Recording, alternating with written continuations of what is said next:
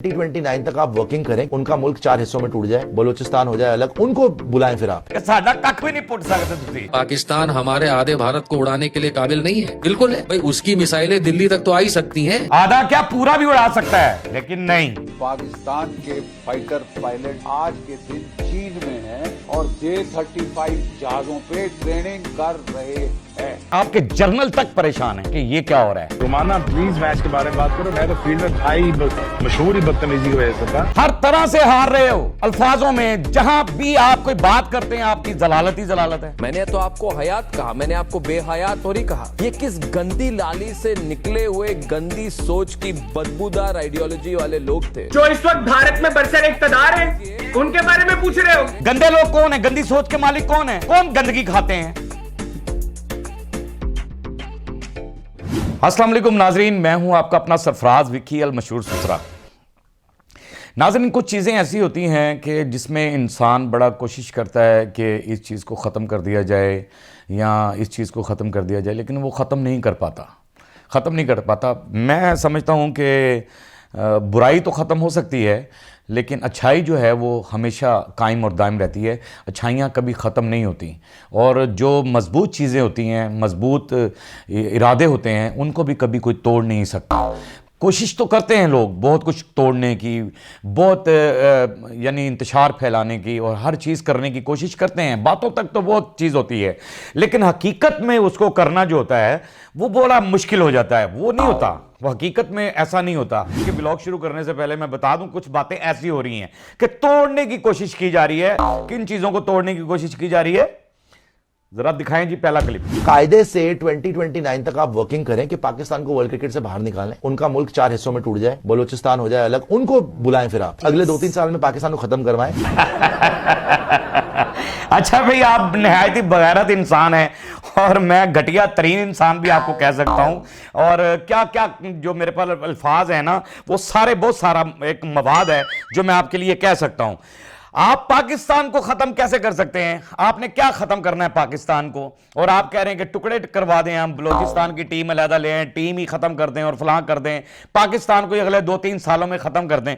अरे आप 79 ईयर हो गए हैं, उसके अंदर कुछ नहीं आप कर सके, यानी 79 सालों के अंदर आप कुछ नहीं कर सके, तो अब आपने क्या करना है? एक बाल भी आप नहीं तोड़ सके हमारा, यानी सीधी गल है कि समझते गए ही हो।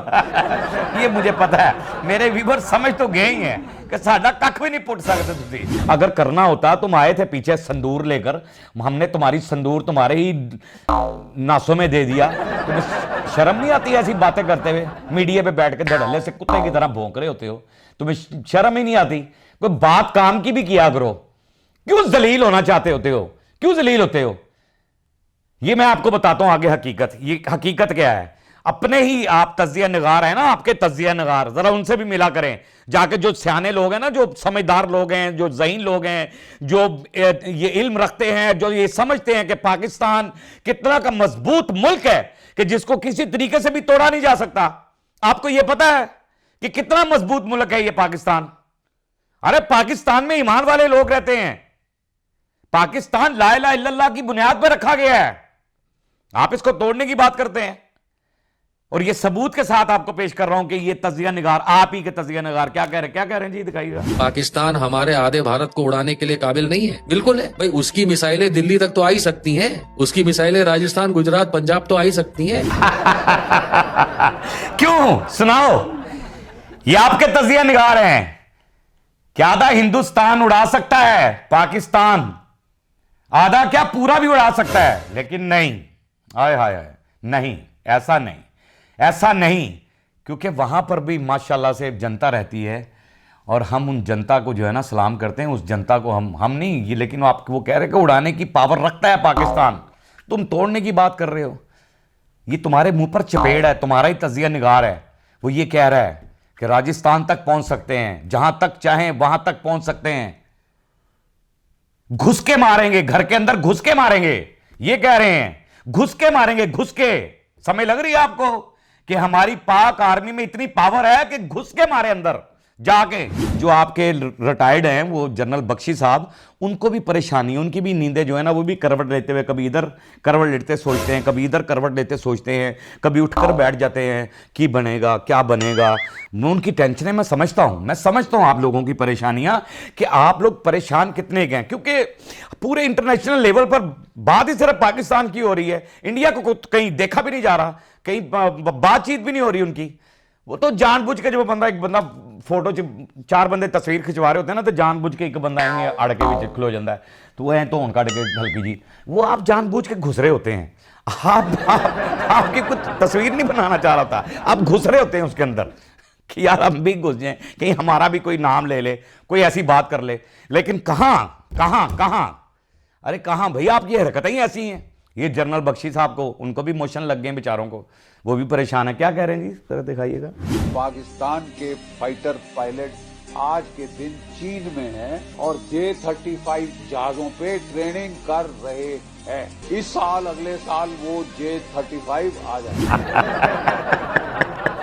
जनरल बख्शी की टेंशन देख के तो मैं बहुत खुश होता हूं। J-35 की कह रहे हैं पाकिस्तानी नौजवान जो हैं वो जाकर वहां पर ट्रेनिंग कर रहे हैं, भी ट्रेनिंग कर रहे हैं। हमने देखो, आप बैठकर ओपन करते हैं हमारी बातों को, आप बैठकर हमारी बातों को ओपन करते हैं। हम तो देना चाहते होते हैं सरप्राइज, हम सरप्राइज देना चाह रहे होते हैं। हम तो जो कुछ कर रहे होते हैं सुकून से, आराम से, हमें नुमाइश करने की जरूरत ही नहीं है, क्योंकि हमने तो उस वक्त करना है जब आपके सामने हमने लाना है उसको सरप्राइज तौर पे कि ये क्या हो गया। एक बंदा होता है ना कि भाई एक बंदा जा रहा है सीधी तरह सुकून से जा रहा है और अचानक दुश्मन जा रहा है और सामने से ठा करके वो आया, उन्होंने कहा पायन तुसी किधर, मैं तो पायन हो, तो मेरे को गलती हो गई सिपा दी। आपकी ये हालत हो जानी है, क्यों बकवास करते हो बैठकर मीडिया पे, पाकिस्तान को तोड़ दें और ये कर दें। मैं आपको ये हकीकत अगले, ये आपके इस व्लॉग की वजह से ये सारे दिखा रहा हूं आपको कि आपकी जलालत कहां तक हो रही है और आप परेशान कहां तक हैं। आपके जर्नल तक परेशान हैं, यानी वो परेशान हुए बैठे हैं कि ये क्या हो रहा है। J-35 की ट्रेनिंग ले रहे हैं पाकिस्तानी नौजवान।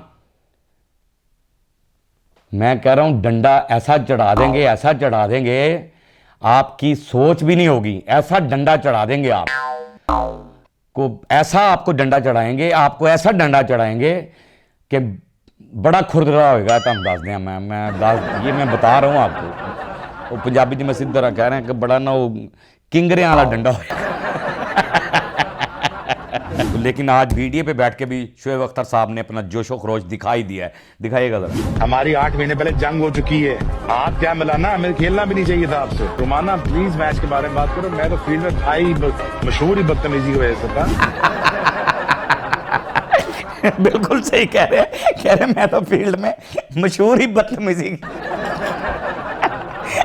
था, इसलिए था कि मैं तो किसी दिन मानता ही नहीं थी। बात यही बात है, मैं सच ये रियल बात है, ये रियल बात है। और कि ये मैं किसी की नहीं मानता, कि वो मैं किसी को मानता ही नहीं है। आप जो जंग आपने हमारे साथ की थी वो जंग हारे हुए हैं आप। वो जो ऑपरेशन संदूर था, वो संदूर लेकर निकल गए थे आप। शोएब अख्तर साहब ने आपको बता दिया कि आप तो जंग मैदान में यार क्रिकेट की बात करो, बैठकर फलां की बात करो, आप वहां भी यही बातें कर रहे हो और यूं और वो और फलां। हार गए हो, हर तरह से हार रहे हो। अल्फाजों में जहां भी आप कोई बात करते हैं आपकी जलालत ही जलालत है। ये अर्नब की मैं जलालत दिखा देता हूं कि कैसा जलील इंसान है ये अर्नब गोबर स्वामी। मैं अभी जरा दिखाइएगा जी, मैं बाद में कमेंट्स करता हूं, जरा पहले इसको सुन लूं। मैंने तो आपको हयात कहा, मैंने आपको बेहयात थोड़ी कहा, मगर आपको मैं पूछ रहा हूं ये किस गंदी लाली से निकले हुए गंदी सोच की बदबूदार आइडियोलॉजी वाले लोग थे। मैं बताता हूं आपको, गंदी सोच वाले आप लोग हैं। आप गोबर खाने वाले लोग हैं। गोबर के अंदर आप मिक्स करके वो शरबत बनाकर वो पीते हैं, जूस उसका बनाकर गोबर जूस बनाकर आप पीते हैं। उसके बाद आप गांव मूत्र पीते हैं। ये गंदी सोच इसलिए आपकी अर्नब है। अर्नब आप जो है ना, एक मेरे ख्याल से आज भी कुछ ना गांव मूत्र ज्यादा पीकर आए हैं और आज आकर मीडिया पे बैठे हुए हैं। और मैंने आपकी जलालत बहुत ज्यादा करनी थी क्योंकि मेरा जो जवाब था ना, वो हैदर हयात खान ने इतना कुछ कह दिया आपको, वही बहुत है क्या कहा जी जरा? जो इस वक्त भारत में बरसर इक़्तिदार हैं, उनके बारे में पूछ रहे हो? वो गंदी नाली का कीड़ा, या तुम्हारे साथ भारतीय पैनल में बैठे लोग आगे आपने कुछ तालीम का भी जिक्र किया, मैंने फलां जगह से तालीम हासिल की है, तो हैदर हयात खान ने उनका भी उसका कोई जवाब दिया आपको कि मैंने कहां से तालीम हासिल की है। यानी उन लोगों की बात कर रहे हो, सही कह रहे हैं। क्या जबरदस्त, क्या बात है हैदर हयात खान, मैं क्लैप करता हूं आपके लिए, क्या बात है। यही जवाब बनता था इसका। ये घटिया सहाफी, पता नहीं, मैं कहता हूं कि ऐसा कमीना इंसान है कि ऐसी गुफ्तगू करता है, ऐसा आगे से फिर जलील भी होना है तुमने मीडिया पे बैठ के। जब वो सही कह रहे हैं कि ये जो मीडिया पे बैठे हुए साथ, उन लोगों की बात कर रहे हो। गंदे लोग कौन है? गंदी सोच के मालिक कौन है? कौन गंदगी खाते हैं, गंदगी पीते कौन है?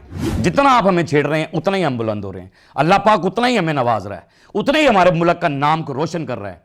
और नाम को रोशन करने में हमारे नौजवानों का हाथ है, उन नौजवानों का जो सरहद पे खड़े हैं, जो सरहद पे खड़े नौजवान हैं, उनकी वजह से आज हमारा नाम जो है पूरी दुनिया में रोशन हो रहा है। अल्लाह की रहमत से हमारा मुल्क महफूज हाथों में है। अल्लाह उन महफूज हाथों को कायम और दायम रखे।